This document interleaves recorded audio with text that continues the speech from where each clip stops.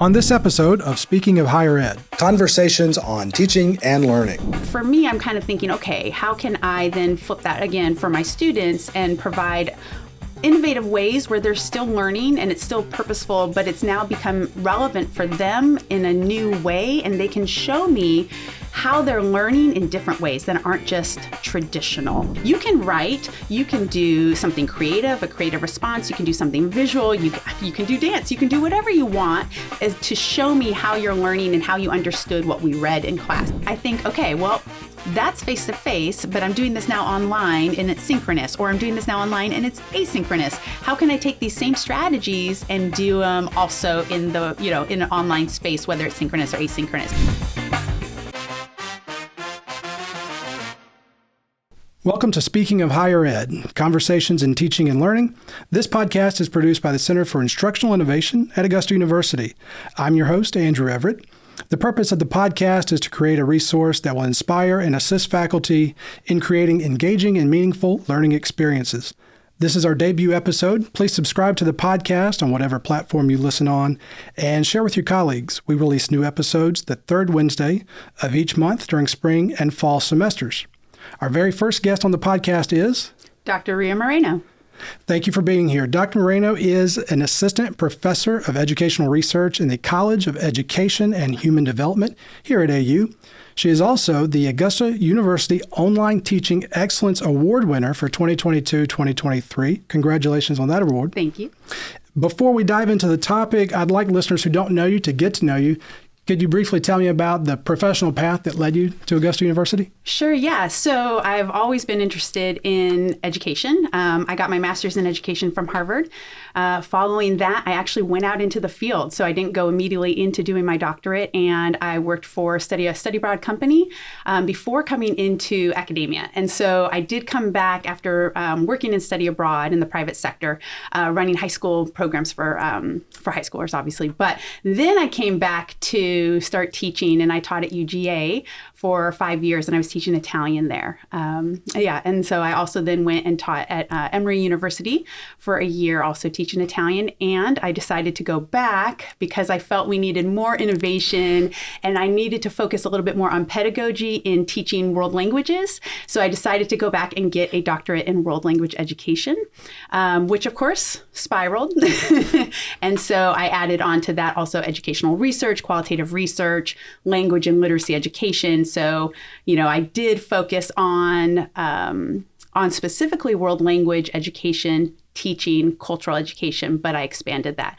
And then I came to Augusta University, and I was attracted to the College of Education and Human Development because of their focus on innovation. And it was something that was even in the job call that I was looking at. And, it was, are you somebody who is looking at innovative practices? Are you a go-getter? These kind of things. And so it really did attract me to coming here. And so here I am.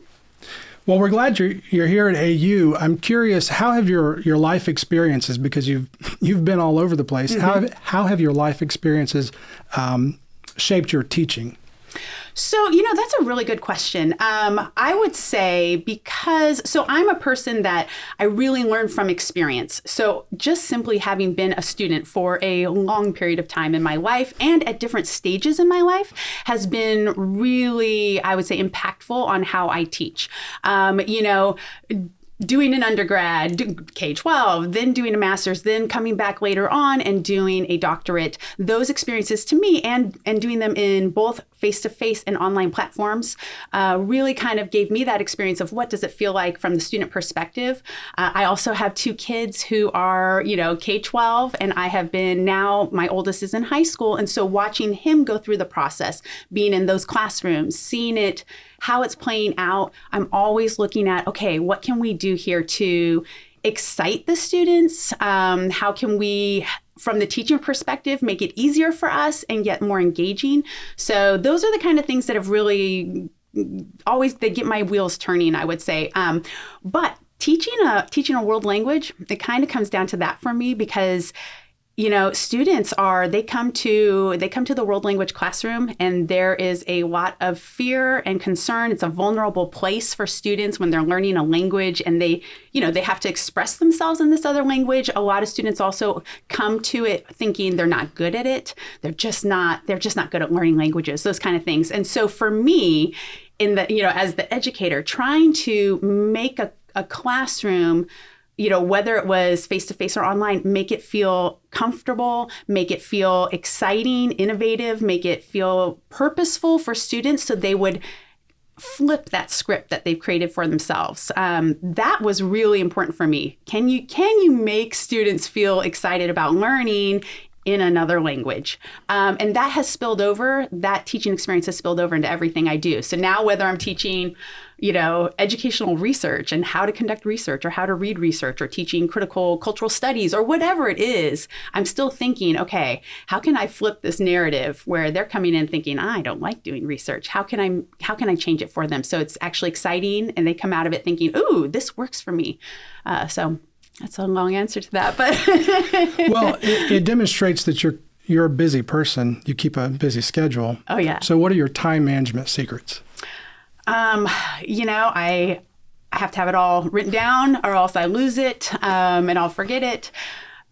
I do take time for I'm a runner. I'm a competitive runner. So that actually helps me a lot with knowing, okay, if I need to do this XYZ by this stage, if I need to prepare and train for this race that I'm doing, I need to put in the time and effort, and I need to plan it out. I can't just, do something willy-nilly. So I know that in the mornings I'm going to do this particular running, whatever it is, the training, but I also know for planning for my professional world, I have to do these things as well in order to get it done. While also having time with, making sure I see my kids, those kind of things. So there's a lot of, cards up in the air always, but I think making sure that it happens. And of course, with everything we do, sometimes the days run long, sometimes they start really early.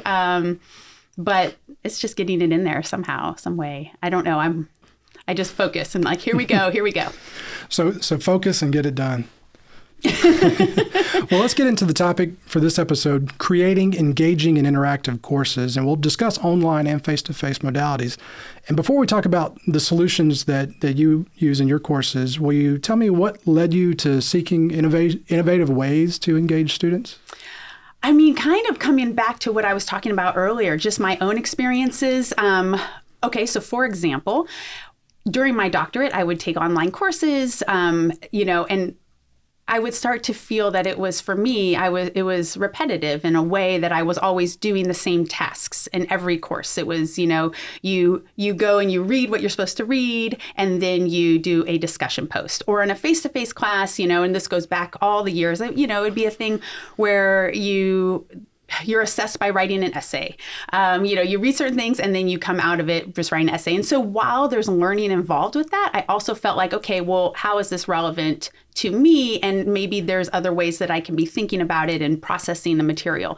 So for me, I'm kind of thinking, okay, how can I then flip that again for my students and provide innovative ways where they're still learning and it's still purposeful, but it's now become relevant for them in a new way, and they can show me how they're learning in different ways that aren't just traditional. Because I do think that there is a tendency in education for us to rely on traditional methods. And, of course, that research argument goes back all the way to, the early 1900s, if you go back to John Dewey, and we're very traditionalistic in our teaching. So I think it's very important that we're intentional in innovating and thinking about new ways to come up with something. And, it doesn't always work, and that's okay. And I think that's the main thing. It's a tweaking process. So whatever it is that we're coming up with, think, okay, let me try this. And if it doesn't fully work, reassessing and always thinking what worked, what didn't work, and then keep going and redo it. And part of it too, for me, being flexible while you're teaching. And if it's a face-to-face and you're doing something and you thought it was great and it was all planned out and it is not working, right there, you got to think, okay, it's all right. Let me flip it and let me do something different, or let's tweak it in play, in motion. So that flexibility, whether it's each semester and kind of tweaking again, or during a class even, that's a big part of it. So it sounds like deep reflection from your your time being a student and then in your teaching really inform the path you take in the classroom when you design your courses? Oh, absolutely. I mean, even right now, we're at the end of the semester and I'm reading my exit reflections that I ask my students to do for my benefit. It's not, it's not their formal course evaluation. It's an exit reflection that they reflect on their learning. They reflect on, what the materials. And then I ask them, frankly, let me know what worked for you and what didn't work for you, because this is a way for me to keep improving. And even things that I think, oh, it's working, I always see something new because a student gives a new perspective. And so to me, yes, it is. There is deep reflection in it, but it's also the willingness to be okay with the fact that there's going to be some critique, and looking at it and thinking, how can I make it better? So even things that I'm doing right now, this morning before I came here, I was sitting there going, oh, what a good idea. Oh, that might work from students. And, I wrote them back saying, thanks for those ideas, because now I'm going to rethink something that I'm doing and let me consider that. So yeah, I do think it's not just deep reflection, but being okay with knowing that it might not be right, your idea from the beginning, and you just kind of play with it. What are some of the innovative teaching practices? I guess let's get into some of the things you're doing. What have you incorporated into your courses? And that might be some of the AU approved technologies. And what are you doing that's different?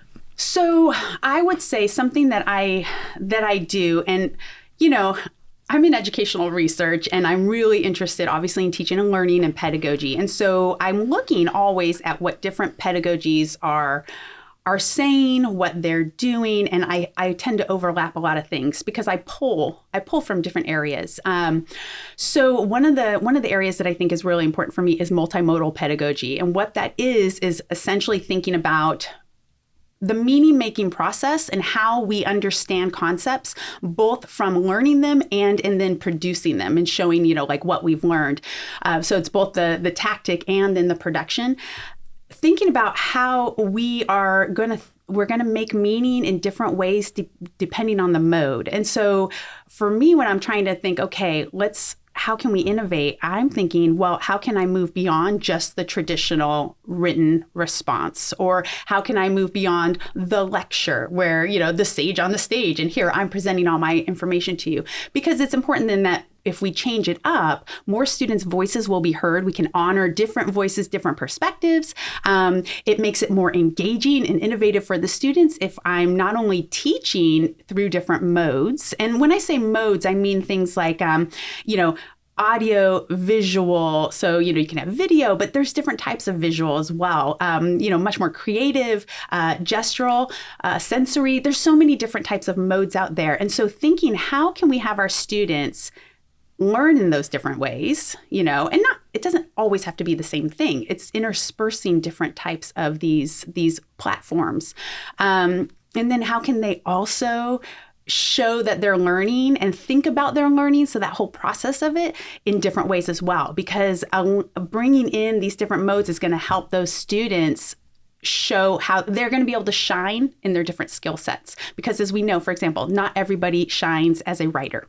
That might not be the skill set for every single student, but they might, or different types of writing. Like I had a student turn in something recently where I gave them an open response. Okay. And I said, the one thing is we've done the traditional written responses already. For this one, you can write, you can do something creative, a creative response. You can do something visual. You can do dance, you can do whatever you want to show me how you're learning and how you understood what we read in class. So they had to interpret the material, and then with some sort of response. And then of course, they had to connect it. So we had to see that connection. It's not just like, oh, here. But I had a student do a 1-act play. And so, yes, it was written, but it was a 1-act play that absolutely mapped on to what we were studying in the class. And so I could see the content clearly coming through in a 1-act play, versus another student did a spoken word. And so to me, this is where I could see that they understood the material and that they were shining in a way that just blew my mind. And then their peers would hear that and hear how they each individually interpreted the material and were able to process it. And so that builds a much more innovative discussion. So, you ask for examples.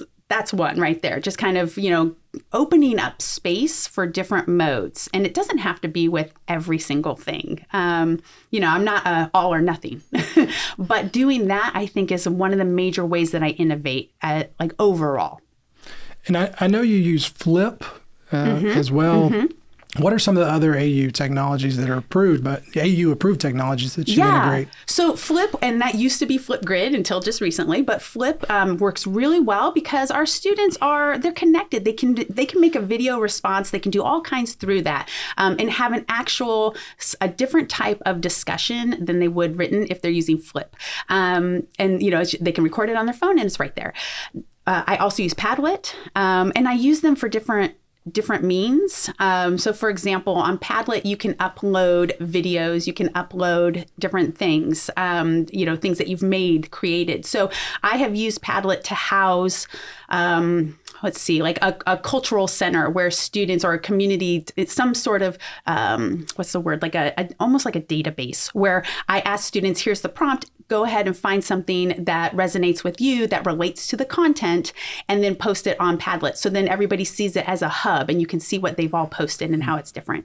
Right now I'm using Padlet for the students for one of the courses. They do a final project where it's a mock virtual conference. And so it's exciting because then they are posting just a video that is a presentation as if they were going to a teaching conference, and they post it there, and each Padlet is a session. So students from different courses can come to the session and see these videos there in an asynchronous manner, but that's a way, and they can comment back and forth. That's one way to use it. I've done it when I was teaching world languages. I've used it to house where students go out and maybe find a cultural connection. So perhaps a song or a video or something, and then they all house it there. So Padlet works for me. Flip works a lot. I use VoiceThread. And VoiceThread is really fantastic because you can communicate the material that you need to teach. So, if this is an online format, the lecture part, right? And you can do it slide by slide. So let's say you're uploading a PowerPoint slide. So you would have one slide on there, like a PowerPoint slide, and you can talk over it and talk on it as a video. And then students can actually comment on that same slide. So instead of watching it as a long recorded video, they're seeing it slide by slide. So maybe it's a 50-second slide, but they can comment where they have questions. You can annotate it. The students respond really well to this because they feel, and this is in the asynchronous online classroom that for some of the classes that I teach, they feel that they see me, they hear me, I respond to them. It's all asynchronous, but it's as if we're a community. So that is a really great tool for building that. And then I can use VoiceThread in different ways where students actually can upload their own slide and they can have their own discussion, and I'll use it differently in that way. So those are some that I use. Yeah. Mm-hmm. So you're using these different approaches for learning activities and assessment, like with your mini conference, right? Mm-hmm. And so there's a lot of possibility with these different approaches. Yeah. Depending on what, I've used them for discussion posts. I've used them in face-to-face classes where, again, like I'm having students upload things and house them there. If you're doing something that's hybrid or you're flipping a classroom, you can use these platforms in the flip section as well. In a face-to-face class that I was also teaching this semester, the students, I had them do I would say not like a TED Talk, but a very short version of a TED Talk in a way. So they had to take their entire semester of what they researched, their proposal for a research proposal, and I made it up. So I called it the 4x4 elevator pitch project. And this was the first semester I had done it, and it went really well. They loved it because they got to see, they had 4 slides and 4 minutes to present their whole thing. So it had to be succinct.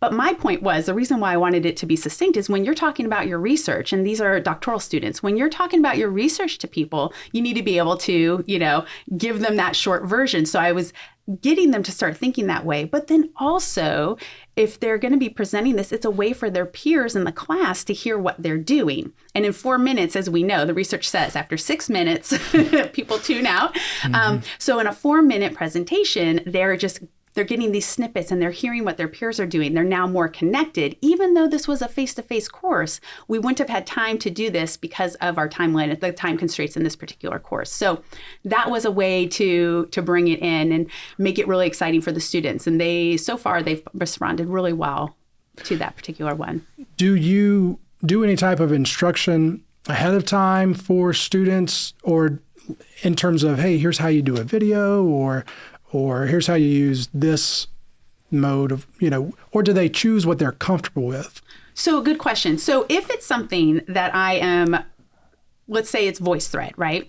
And everybody's going to be doing the VoiceThread. I give an explanation of how to use VoiceThread, how to navigate it. I'll either do that on a PDF and I draw lines and circles so they can understand this is what it looks like, or I will actually present it to them in a video and I will, like a screencast, and show them this is how it works so they understand it. If it's a specific technology that everybody will be using. If the assignment or the task, and it depends on what I'm doing. But if it's a task or an assignment that they get to choose what they're going to do, and I have a lot of those because, it comes back to that student choice, having an option.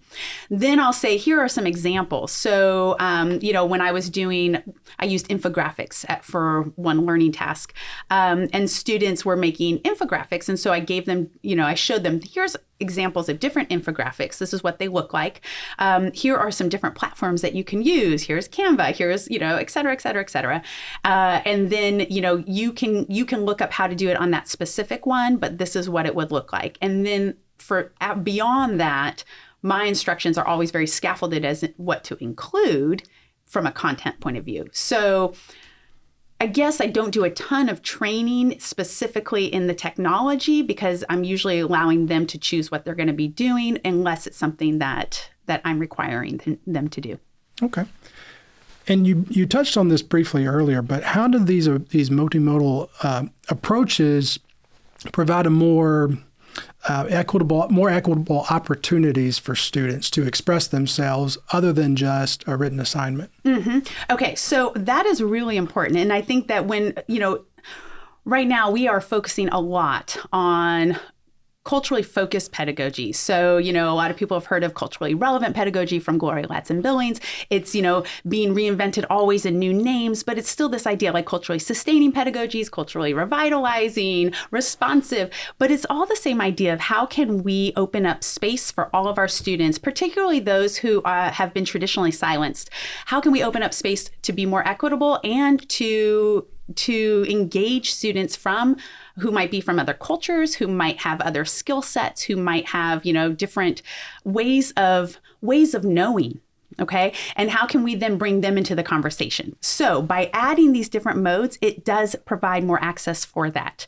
And it allows space for students to express themselves and show their learning in different ways. And that to me is it's really exciting. And what I see coming out of these opportunities, it definitely plays into this, into culturally focused pedagogies. I would also say that it challenges students and it provides more space for them to be creative and to be innovative. And of course, I'm never saying don't do the traditional. I'm saying add to it. So let's have more of a balanced idea of what teaching and learning actually is. But yeah, again, by allowing all students to show us different ways of expression at different times in a semester or in the learning process, you're going to see different things. And you're going to see how they're learning in different ways. And that I think is really, really, really important.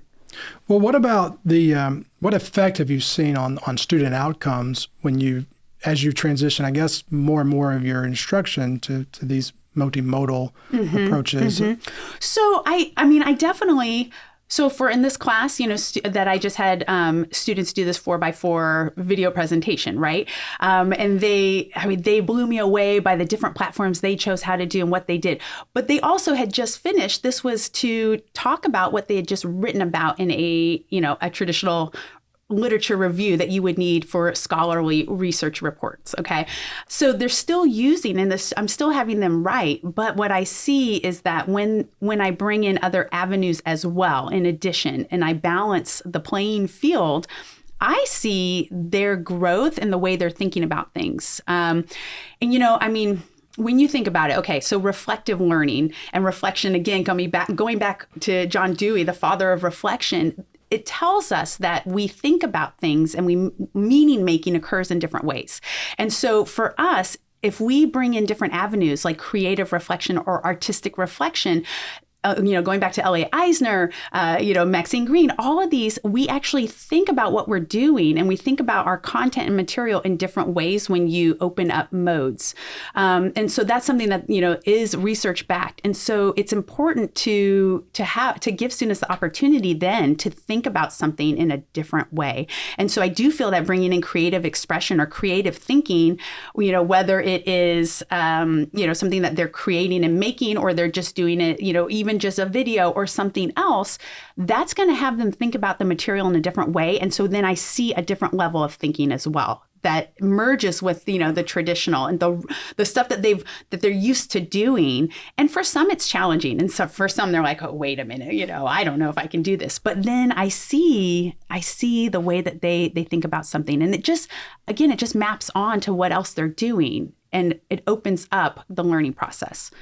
Yeah. You mentioned earlier some of the feedback you get and how you reflect on that. But tell me about what are students saying about these, a flip. Oh, I got to paint something. I got to write a 1-act play. Mm-hmm. What's the feedback you're getting from students? They like this approach. Yeah. And I'll even have some students say, at first I was feeling a little concerned because it's out of their realm of comfort for many students. Some automatically are, excited because they've been wanting this and seeking this. But some, it's definitely, they just want to do what they're used to. And I understand that. And so, but the challenge, they end up usually writing saying, I was a little bit apprehensive at first, but what I did was great. And I if it's something that they're doing something that's creative, I will get, they'll write like, so I'm not very artistic, but, this did make me think about this in this way. And so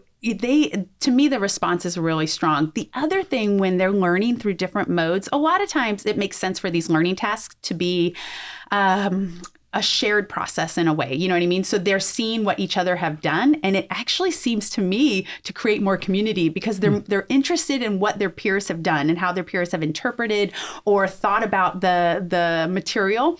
And so they pay more attention because it's different. It's not just the same. If if their peers, and you think about like a traditional discussion post, right? We all know this. Post your discussion post, and then by this day, respond to 2 peers. And then by this day, respond back, those kind of things, right? They do it, and it's very much like, so I thought, blah, blah, blah, blah, blah. But when it's flipped in this way that it's something that they don't know what their peer is going to do, they get more into it, and then they go back and forth in a different way. So it's exciting to me because I do see that it builds a little bit more of community. The other thing I was going to say is that I will also, we're talking a lot about multimodal, multimodalities, like with that kind of stuff, but even just changing the formality makes a difference too. So, if we were having a face-to-face class and we're having a discussion time and everybody's breaking into discussion, we wouldn't sit there unless the professor is standing over you. Most students would just talk to each other, in a natural way and just in the, using the language and the intonation that they feel comfortable with, just talking it out and having a discussion. But what tends to happen in other formats when we flip to an online format, for example, it gets, or if it's a written post, it gets much more formal and it changes the dynamic. And so sometimes I will also say, this is an informal response, and I will I'll push them in that direction. So that way it can invoke a different level of formality, and we'll hear different things and they think through things in a different way. So also opening up space for informal work and production. Student production is really important as well for me. Well, that makes sense. In face-to-face instruction, being a student, we've all been students, and before the professor comes in, you're chatting and you're talking very informally, and there's a lot of good conversation that happens. Mm-hmm. So that makes sense to try to create that environment online. Yeah. And like I said, I do the same thing in my face-to-face teaching as well. So, we have workshops and we'll do workshopping, and it's very different. So in a face-to-face, if you're teaching and you're at the front of the classroom and then you ask the students a question, you're going to have one student or a couple students, or maybe they all will start talking back and forth, but they'll be talking to you. And it's very much a 1-2-1-2 kind of environment. So even just the natural splitting up into, small groups, doing different things, workshopping stuff, having different types of learning activities in a face-to-face class even is going to change the dynamic of the discussion and of the learning. And so again, I'm never saying that, the whole thing needs to be like this, but balancing it out and bringing in different learning tasks and different types of assignments, different types of strategies and, games, whatever it is in the classroom, and shaking it up, whether that classroom is online or face-to-face, is going to it's going to just change that learning, and it's going to expand it, in my opinion, from what I have seen and how my students have responded. So it sounds like in face-to-face instruction, you don't you go in and rearrange how people sit so that it's more engaging. I try to in classrooms where you can do that with the seating. Yeah. That's not always the case in some of our classrooms. So in that case, though, I do, I shake it up. So part of the class will be, we're discussing something, and then I'll be moving around, and then students will be engaging in something. And I see a lot of teachers doing this. So, this is not just me, of course. This is my colleagues do this as well.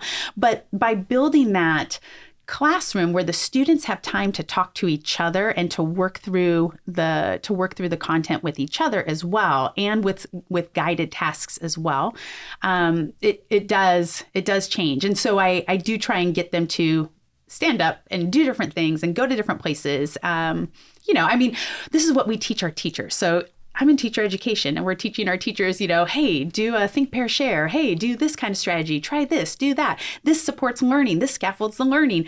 And so, I bring the same kind of concepts into my teaching. And I think, okay, well, that's face-to-face, but I'm doing this now online and it's synchronous, or I'm doing this now online and it's asynchronous. How can I take these same strategies and do them also in the, in an online space, whether it's synchronous or asynchronous? So I'm just always trying to think, okay, and I'll see something a colleague's doing. I'll think, what a brilliant idea.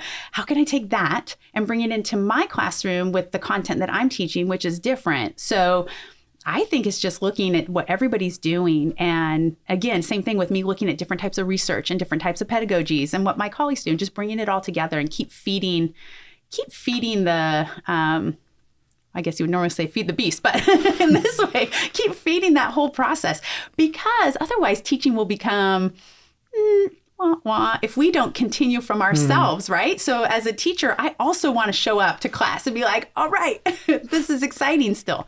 And keeping it exciting for me also keeps it exciting for them. And that leads into my next question is, what are the benefits faculty might see by integrating these different approaches to their instruction for their own, for the sake of the students' learning, but also just we're human, and so it's different. And what are the benefits? So, I guess in the end, just knowing that we're human and bringing in the idea of a humanistic, lens and humanity. And, we're not like this 100% of the time. And we, a casual conversation can't always have, the top words. We all know how to use those top words, and we all write them in our scholarship. But sometimes too, you just need to get down with the students and get down on their level in a more informal way. And I don't mean get down on their level. I mean, just open it up in terms of hey, we're real people right now. I guess here's the thing. There's different genres, right? And there's different vernaculars, and there's different, types, discourses, and ways of speaking. And we have the academic discourse where we come in and we're like, so my positionality on this topic, you bring in these things and you write in a certain way. And it's expected when we are engaging and showing what we've learned that, we're going to do this and this. But sometimes we need to move out of that discourse and open it up. So that way we're with our students and being like, hey, I'm a real person right now. I'm not just a professor. I have many identities, and I can relate to you on these identities as well. Because otherwise, then we're always keeping that professor-student power play and construct. And I think that by leveling it out and asking our students and letting them show us what they know as well, that makes it brings in their humanity and brings in them as a person. I guess that's it. Like finding out our students more as people and what they bring to the table, and not just their voice, but their perspectives, their cultures, their interests. And if we're always relegating it to one scholarly discourse in terms of, what we're writing, what we're saying, how we're talking to each other, how we consider learning to be, then we're not accessing and opening up the space for that to also be part of it. So I don't know. Does that answer what your question was? I think it's a good summation of your perspective on the benefits for faculty and students. And these approaches to creating engaging courses, interactive courses, they work for undergrad, graduate, across disciplines. Oh, yeah. Right? I've taught undergrad. I've taught all. Yeah. Undergrad, master's. I teach EDS, which is between the master's and the doctorate. I teach doctoral students. I've taught high school students. I taught preschool for 10 years as well. So I think that variation, it works across the board. And it doesn't matter what you're teaching, The idea would be that you're thinking about how can I take these concepts and look at the curriculum that I'm teaching for this level and this class and this group of students and bring these ideas into that. And it's not like, everything that I've done in this class is going to work for this class. And it doesn't work that way, but you can bring those same ideas in there and just continue to tweak and innovate on the level that you're teaching and the content. Well, as we wrap up, I'd like to ask our continuing the conversation question. What resources would you point a colleague to who wants to dig deeper on this topic of using innovative methods to engage students? So I would say for sure, just actually looking and reading about, there's so much literature out there on these different pedagogies. I'm a huge fan of Paris and Olim's 2017 Culturally Sustaining Pedagogies book. And each chapter is written by a different scholar or set of scholars. And the reason why I'm such a huge fan is because not only does it tackle really important conversations that we need to be having, but it gives examples of what's being done because it's pedagogy. So you're seeing, look at what they've done that's so innovative in their working, what if they're working with high schoolers or if they're in higher ed. And so for me, it's blending those. I think looking at anything with multimodal pedagogy, with any type of pedagogy, really just rethinking intentionally about teaching and learning. That is where I would initially start. But I'm going to be doing, just by chance, but I'm going to be doing a webinar on specific strategies, and I'm focusing it on reflection and reflective practices with students in online instruction. So I'm going to be doing that here at AU on February 22nd.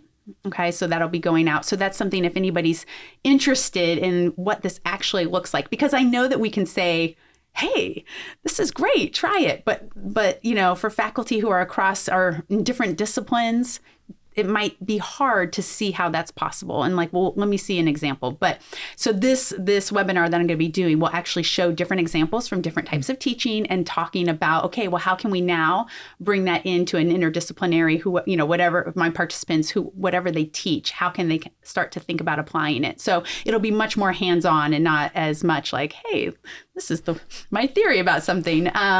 So that would be, I would recommend that for that.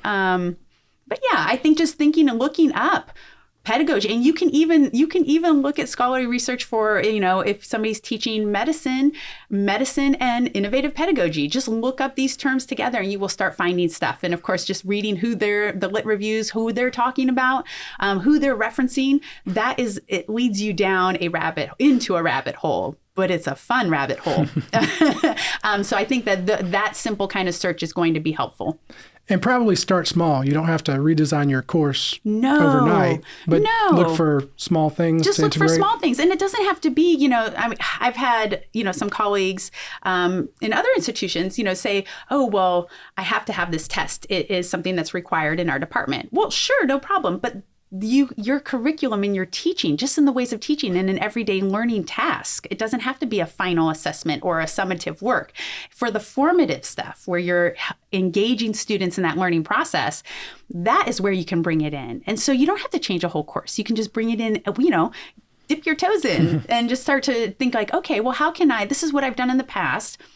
How can I shake this up? How can I open up some ideas, and even just saying, I want you to, talk about this, but try it from, think about it in this way and have students go with that, or have students themselves come up with different ways that they want to approach the task and how they might think about that. There's so much that you can do. And I think that it's just realizing, there's so much I can do and looking at what other people are doing. Dr. Moreno, thank you for this great conversation about creating engaging and interactive courses. Oh, thank you. Thank you so much for inviting me.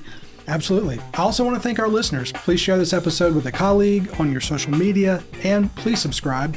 We release new episodes the third Wednesday of each month in the spring and fall semesters.